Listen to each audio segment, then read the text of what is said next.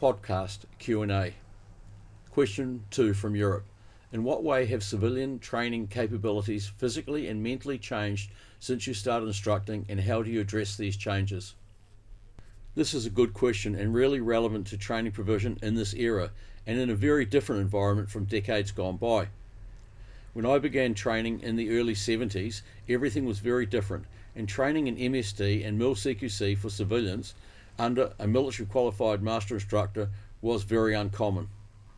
Military chief instructors from World War I and World War II were reluctant to instruct military methods to civilians after the wars ended, and very few in Allied countries post-war established training facilities.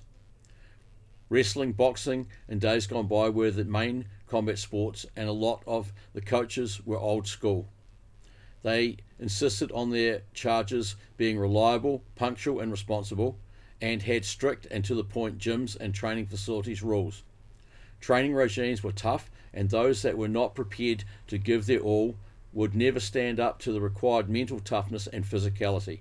This meant that combat sports competitors and unarmed combat exponents were all highly committed types that thrived on the challenges of hard training. This is considerably different to a lot of those that apply for CQC training today, where a lot of those that trained in the 70s, 80s and 90s would attend intake inductions on their own. Today a lot won't attend unless they have friends that need to be there to hold their hands. They often show weaknesses from the outset now, with requests for exemptions for every reason under the sun. Some from the outset want the training delivery geared to their weak, soft dispositions and take visits to the toilet whenever they aren't prepared to do as everyone else is doing. They simply don't understand that there are no hands-off, soft-touch ways of training to deal with violent aggressors. You would never hear the whining and moaning excuses making, shirking of anything that might ruffle their feathers or they deem too hard or hurts them to do in days gone by. The exponents from decades gone by majority fronted up and were determined to achieve, taking pride in their participation and being a training member, and as such they didn't show weaknesses. The old school instructors and coaches simply wouldn't stand for a slack, lazy or unreliable attitude, and I can remember some that would tell members, if you are late, don't bother coming and don't bother coming back. There will be no leaving early or not following instructions, and you should be seen to be training hard and not heard moaning, groaning or distracting or disrupting others. Members were expected to live by a healthy lifestyle, be of integrity and be respectful and responsible. There were no shortcuts, easy options or excuse making, and the weak and lazy simply self-eliminated. Taking pride in oneself and in the gym or group they trained at and represented was most important to them and went without saying. Those that were fortunate enough to be instructed in MSD and MIL-CQC by a military qualified instructor knew you were only as good as your first mistake, and that would most likely be your last when it come to bad attitudes, bad character traits, bad behaviour or a lack of integrity or responsibility. How things have changed, especially in the last 10 years and certainly even more since post-COVID-19, with the effects of the be kind social woke engineering nature. These changes have affected most countries globally, and the changes in many instances have led to less than dedicated and committed mentalities. It has affected all parts of society, not only in a lack of willingness when it comes to commitment, but also in many areas has lowered people's standards and as such negatively affected outcomes and interfered with those that have what it takes and are there to give their all in pursuit of achieving their best capabilities. The conspiracy types with weak dispositions have identified underlying issues and have self-eliminated or have been binned. In my day, training in MIL-CQC and MSD was a privilege and not a given right, and there were stringent and tough responsibilities and training regimes that you had to live up to or your training days would be over. I have continued providing my civvy members training under such regimes, and we are proud of being a last bastion of positive bastardization. And we let the training process and requirements sort the exponents out. There are many applicants that meet training joining requirements as law-abiding citizens, but lack in hard-nosed grit and the dedication and commitment required to achieve competency under threat. The fact of the matter is, if individuals cannot tolerate profanities, threatening gestures, or harsh or hostile verbiage or threatening actions in training, their chances of violent aggressive threats neutralization are practically zero. We have, as MIL CQC MSD training providers to not only military but also serious civilian enthusiasts, applied joining membership and training practices that are specific to our MIL CQC MSD training provision, and our regime is black and white when it comes to required behaviour, attitude and being responsible. There are no grey areas, favouritism, political passes or advancement, and members' traits, character flaws and strengths will quickly be exposed through the close quarters, nowhere to hide environment and training realities in increased intensity. We have maintained the old school training joining regimes, and with the dropping in civvy commitment and dedication have brought in even tougher joining requirements. You are expected to be quietly confident and stand by your word and let your actions speak for themselves. The training delivery modus operandi at a basic entry level is conducted by means of our MIL CQC instructing methods, so all can progress at a same or similar rate through attention to detail and a slow as fast, low intensity entry level training regime. State, explain, demonstrate in full and in parts. Any questions? Safety and practice orders and instructions brief. Commence training. Critique only major errors at an entry exponent level initially. Conducting intake inductions where attendees' skills capabilities are identified, as well as the commitment and willingness to upskill and retain newly learned skill sets, then employ them under a BHE with all the factors of confusion of an unfamiliar environment, darkness, etc. will identify those that have what it takes and those that don't. Those on course joining that are not showing confidence and a willingness are encouraged and assisted, but if they cannot get over their weaknesses and achieve increased mental toughness by determined training commitment required to achieve increased levels of competency, they will usually self-eliminate. The fact of the matter is, we have a commitment and responsibility to do our best to ensure exponents develop increased confidence and capabilities. But if they are not willing to do what it takes to upskill, eventually when the intensity and unpredictability increases as the exponents begin to prepare for phase 1 basic testing phases, those that are not up for the challenge will most likely self-eliminate. The training regime will determine those that want to achieve their highest levels of mental toughness and skills competency and those that don't. We always want to arm our rank and file with the best capabilities they can individually achieve, and if they don't make it through the training mandatory hours and do not pass testing, at minimum they leave with more skills than when they started. The serious peeps that seek MIL CQC and MSD from us know what they want and what they are getting themselves in for. Under training, they are gradually prepared to cope with increased intensity to the point of hard, heavy and hostile training and upskilling. This is the reason why the application and joining process is extensive, to ensure not only that it excludes those that are unstable or not fit for MIL CQC MSD training as a civilian, but also gives applicants an insight and understanding of what is required and expected of them. They will either accept the challenges or resign. Todd Group HQ intake inductions have been developed to identify those that are committed and those that are not, and possibly identify character flaws and bad attitudes. The training team and members are there to observe, assist and advise if they know anything about applicants in attendance. While there still are people out there that are quietly confident types, willing to accept orders and instructions, that don't make excuses and that can be identified by their actions and achievements. Generally, today the masses are very different in their outlook and their makeups mentally and physically. Our recruiting procedure is all about recruiting, training, identifying, testing and qualifying exponents one at a time, and not about attracting the masses. Mass marketing will only attract considerable people that are problematic from a CQC training perspective, and those that seek MSD and CQC do not want to train with undesirables or those that are unstable or are incapable of participating at even a basic enabling level. Generally, such individuals disrupt training continuity, and if they are not prepared to self-improve or their character traits are unsafe or disruptive, their training days will be over. Providing MIL CQC and MSD in the civilian sector as a responsible training provider must primarily be about setting and maintaining the highest capabilities and standards, and not about generating high revenue streams from people that are not capable or fit for such training. This is a quote I recently received from a CQC proponent and instructor. "If you want to reach a large audience, appeal to idiots," by Schopenhauer. We have 97 years as a private specialist training provider of European military arms and unarmed combat and military self-defense, and we pride ourselves on our training and course joining process and the accepting, training and advancement of exponents one by one.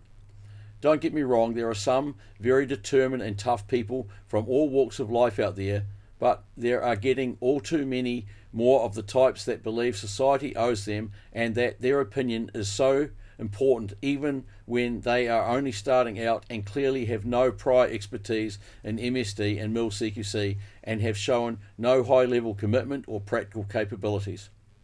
In my day and before, in the time of our founder, the late Harry Baldock, dedication and commitment was considered testament to the pursuit of excellence, and here at Todd Group HQ, formerly the Baldock Institute, there have only been 2 Master Chief Instructors since 1927, over 97 years, testament to the example set for all exponents, proponents and instructors. It's not uncommon today for the weak of mind and those that lack in physicality to blame their coach or instructors for their failures. They cannot be relied on to turn up on time or that often, and when the going gets tough, some simply give up. A change in temperature or season can cause them to stay away. Some of them don't realise how woke they actually are and think they are tough lads or lasses and that the regime is at fault, when the fact of the matter is they won't hang tough like all those that want to self-improve and to advance. Recruiting MIL CQC for civvies in the 70s would identify and prove 10 times, if not more, the numbers of exponents prepared to knuckle down, getting on with their pursuit of achievement than that of today. In fact, 99% back then would volunteer for testing, whereas it's single figures today. We have mandatory pre-testing training hours for good reasons, including these are minimum hours that have been proven to be needed to be ready for testing and to make sure candidates have their best chances of passing. Phase 1 basic, minimum 100 hours or a week-long intensive course of instruction is the prerequisite prior to testing. Phase 2 advanced 400 training hours and Phase 3 specialist 500 training hours and completing a specialist close personal protection 2 to 3 week course of instruction and training exercises are all mandatory. Skip forward 30 plus years and there are far more wanting to start at the top because they do not have the intestinal fortitude to undertake the required training and volunteer for testing, proving themselves under testing. There are people today that make claims of high-level MIL CQC capabilities, including being instructors, that simply can't hack CQC training at an entry level and certainly wouldn't pass testing phases. Often when they can't handle the training and know they wouldn't be able to pass testing, they seek out training options that are tamer, like their dispositions. They simply don't get it, that their problem is their lack of intestinal fortitude, and opting for a less challenging option will not fix their marble-sized heart. Some realise they will never make it, so decide to self-promote and start from the top as an instructor, sadly misleading the gullible. You didn't get the number of phonies and wannabes of today in years gone by, and the main reasoning is people had more respect for themselves and others, and they were up for the expected challenging and demanding training. They expected the training and testing to be demanding and challenging because they knew the realities and what was required to deal with real violence, and the hard, heavy and hostile training only motivated them. So many of this current generation have never even had a street fight, including some instructors.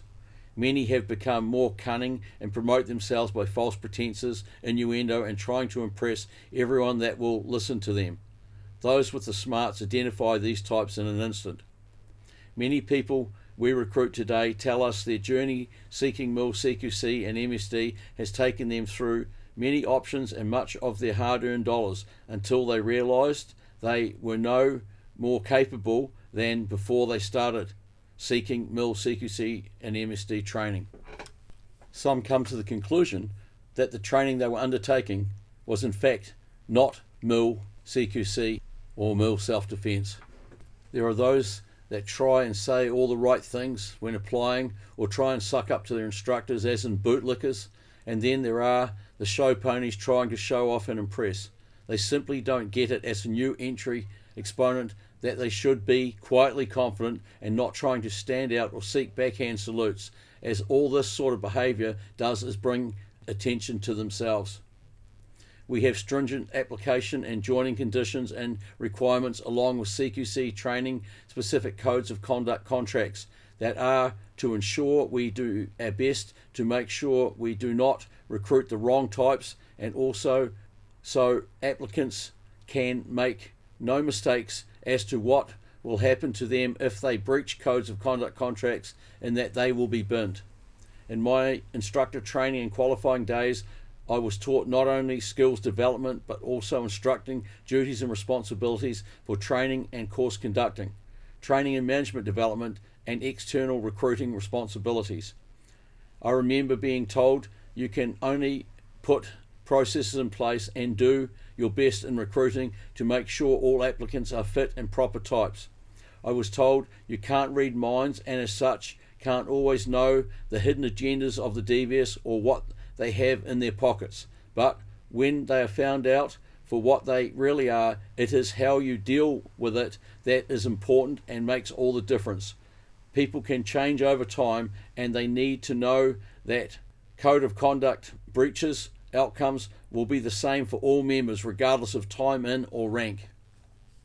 Application systems and procedures to identify and decline those that should not be trained, as well as strict processes for revoking membership, are important in this day and age.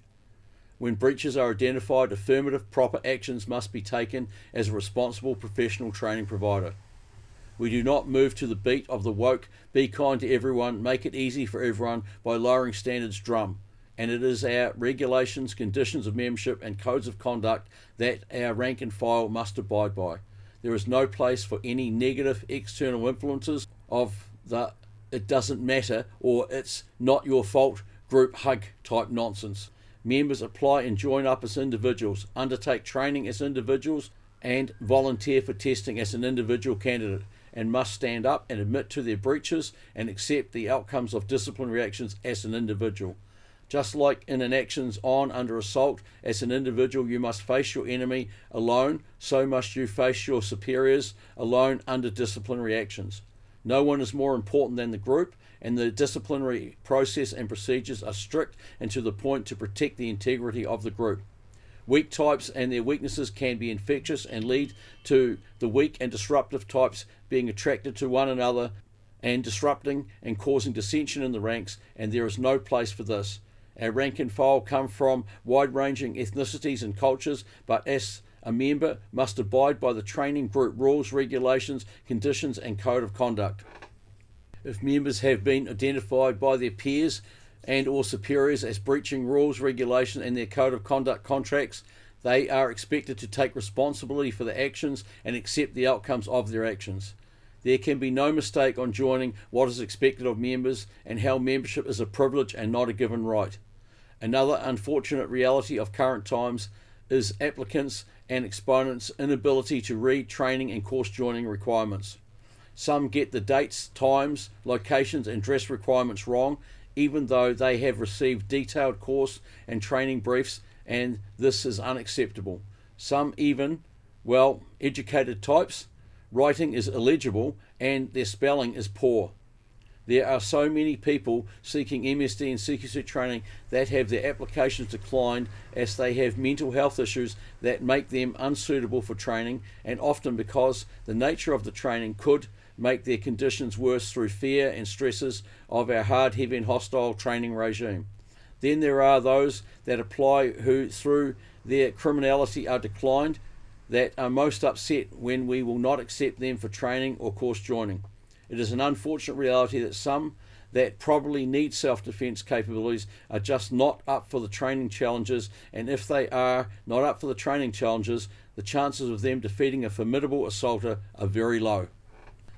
We do get people that through age, health issues or injuries would not be up for passing testing, but they are committed to doing their best to self-improve and upskill, and they are given every assistance. Then there are some that over time can achieve skills competency technically and may be able to pass testing and achieve promotion. However, if they are identified by their superiors as lacking in intestinal fortitude and have aspirations of achieving a high rank, they are mistaken, as our master instructors must be uncompromising, selfless and prepared to make hard decisions and stand up for what is right, even if it's not popular.